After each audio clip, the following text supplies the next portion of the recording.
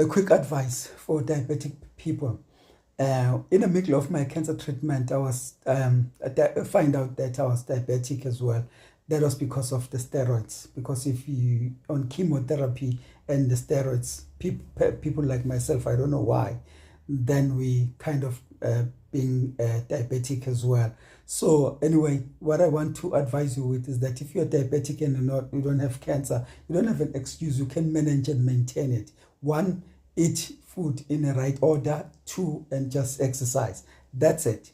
You can manage your diabetic.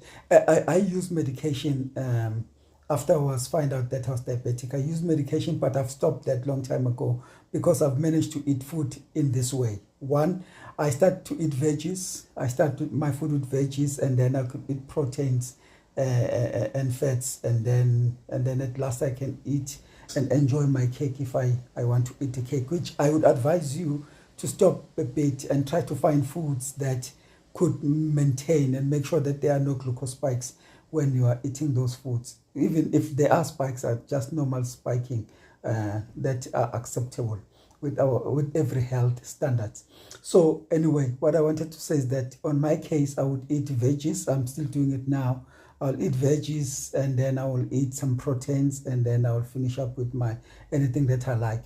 So I find out that fats like olive oil and butter, for me, they are very good. They don't even do any damage when it comes to my glucose spike. And number two is to exercise. I don't do much exercising because I know it's not easy, especially when you are on medication, have medication like chemo. Exercising is not easy, but just brisk walk, just like to walk 10 to 20 minutes a day, it helps. Just as well as if you can eat if you can walk after your meal, it definitely helps. So you can do those two things.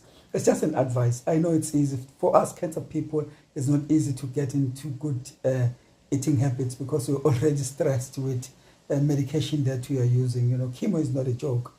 So it's not easy, but try and eat food in order, in the right order, so that you can manage your glucose spikes. And that in turn, for a person like myself, that will help maintain and keep our cancer at bay. Because as far as I can understand, is that sometimes cancer feeds off glucose. So we need to make sure that we are controlling our glucose spike. The only way you can know, though, you have to check. I check on a daily basis. Every 2 hours after I had food, I check and see if everything is back to normal. That's all I can advise you with at the moment. Thank you.